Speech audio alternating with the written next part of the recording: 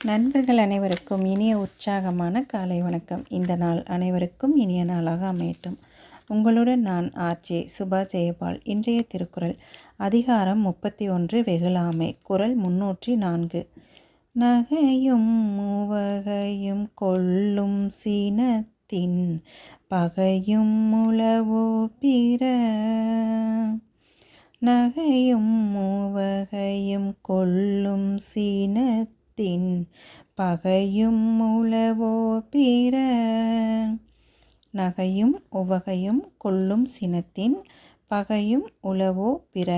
இந்த குறளின் விளக்கம்: ஒருவனுடைய சிரிப்பையும் அகமகிழ்ச்சியாகிய இன்பத்தையும் கொள்கின்ற கோபத்தை விட பகையானது வேறு உள்ளனவோ. ஒரு நாள் காலையில் ஒரு பிரபல எழுத்தாளர் நியூயார்க் நகரத்தில் ஒரு சுரங்கப்பாதை இருக்குது, அங்கே அமைதியாக உட்காந்துட்ருக்கிறாரு. அங்கே சில பேர் கண்ணை மூடி தியானம் பண்ணுறாங்க, சில பேர் நியூஸ் பேப்பர் படிச்சிட்ருக்காங்க. அந்த இடமே ரம்யமாக ஒரு அமைதியான சூழ்நிலையில் நல்லா இருக்குது. அப்போ திடீர்னு அங்கே ஒருத்தர் வர்றாரு, தன்னோட 2 குழந்தைகளோடு வர்றாரு. வர்றவர் அந்த எழுத்தாளர் பக்கத்தில் உட்காந்து கண்ணை மூடி உட்காந்துக்கிறாரு. அந்த குழந்தைங்க விளையாட ஆரம்பிச்சிடுறாங்க. விளையாண்டுருந்தவங்க திடீர்னு சண்டை போடுறாங்க. சண்டை போட்டு ஒருத்தர் அடிச்சுக்கிறாங்க. அடிச்சுட்டு அங்கே இருக்கிற பொருளெல்லாம் தூக்கி ஒருத்தர் மேலே ஒருத்தர் வீசிக்கிறாங்க. அது மற்றவங்க மேலேயும் படுது. அப்போ அந்த இடத்துல அமைதியாகவே இல்லை. அதுக்கு முன்னாடி ரம்யமாக இருந்த சூழ்நிலை அப்படியே மாறிடுச்சு.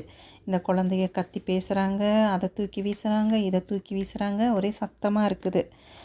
ஆனால் அவங்க அப்பா அந்த குழந்தைங்க பண்ணுறதையெல்லாம் கண்டுக்காமல் கண்ணை மூடியே உட்காந்துட்ருக்கிறாரு. இதை பக்கத்தில் இருக்கிற அந்த எழுத்தாளர் பார்க்குறாரு. அந்த எழுத்தாளர் யாருன்னா, தன்னம்பிக்கை, பொறுமை, இந்த மாதிரி விஷயங்களை பற்றி நிறைய புக் எழுதி குவிச்சவர்.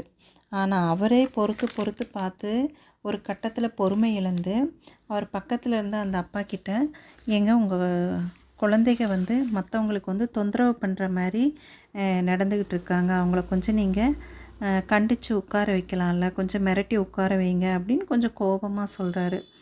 அப்போ தான் அந்த அப்பா அந்த குழந்தைகளோட அப்பா கண்களை மெதுவாக திறக்கிறாரு, ரொம்ப அமைதியாக பேசுகிறாரு. 1 மணி நேரத்துக்கு முன்னாடி பக்கத்தில் ஒரு ஹாஸ்பிட்டலில் அவங்க அம்மா இறந்துட்டாங்க. அவங்க பாடி உடனே கொடுக்க மாட்டாங்க, கொஞ்சம் டைம் ஆகும்னு சொன்னதுனால அங்கே என்ன பண்ணுறதுன்னு தெரியாமல் நான் குழந்தைகளை கூப்பிட்டுட்டு இங்கே வந்தேன். அவங்களுக்கு எப்படி புரிய வைக்கிறதுன்னு எனக்கு தெரியலைங்க. அவங்க ஏதாவது தொந்தரவு பண்ணியிருந்தால் மன்னிச்சுக்கோங்கன்ட்டு ரொம்ப அமைதியாக பேசுகிறாரு. அதை கேட்ட அந்த எழுத்தாளருக்கு ஒரு மாதிரி ஆயிடுது. உடனே அந்த குழந்தைங்க மேலே இருந்த கோபம்லாம் சுத்தமாக போயிடுச்சு. போயிட்டு மனசுக்குள்ளே ஒரு மாதிரி ஒரு இரக்கம் வருது அவருக்கு. அப்புறம் சாரிங்க, நான் என்னன்னு தெரியாமல் பேசிட்டேன் அப்படின்னு சொல்லி மன்னிப்பு கேட்டு, ஏதாவது உதவி உங்களுக்கு வேணுமா அப்படின்னு மனசார கேட்குறாரு. அவர் யாருன்னா, செயல்திறன் மிக்க மனிதர்களின் 7 பழக்கங்கள் என்ற புகழ்பெற்ற புத்தகத்தை எழுதிய ஸ்டீஃபன் ஆர் கோவே தான் அந்த பிரபல எழுத்தாளர். இந்த நிகழ்ச்சியில் அந்த சிறுவர்களின் செயல்கள் மாறவில்லை, அந்த அமைதியான சூழ்நிலை மீண்டும் திரும்பவில்லை. ஆனால் அந்த குழந்தைகளின் சூழ்நிலை விளங்கியதும் அந்த கோபமான மனநிலை முற்றிலுமாக மாறிவிட்டது. முகத்தில் சிரிப்பையும் மனத்தில் மகிழ்ச்சியும் கொன்றுவிடும் கோபத்தை விட வேறு பகை எதுவும் இல்லை என்பதைத்தான் நமது தெய்வப்புலவர் வள்ளுவர் நகையும் உவகையும் கொள்ளும் சினத்தின் பகையும் உளவோ பிற அப்படின்னு சொல்கிறாருங்க. சிரிப்பும் மகிழ்ச்சியும் கோபத்தால் அழியும், சிரிப்பும் மகிழ்ச்சியும் அன்பில் விளையும். நண்பர்களே, இந்த குறளுடைய கருத்துக்கள், கதைகள் உங்களுக்கு பிடிச்சிருக்கா? இந்த கதையை உங்கள் குழந்தைகளுக்கும் சொல்லிக் கொடுங்க. உங்கள் கருத்துக்களை பதிவிடுங்க. நல்லதை பகிர்ந்து நல்ல சமுதாயத்தை உருவாக்குவோம். நன்றி, வணக்கம், வாழ்க வளமுடன்.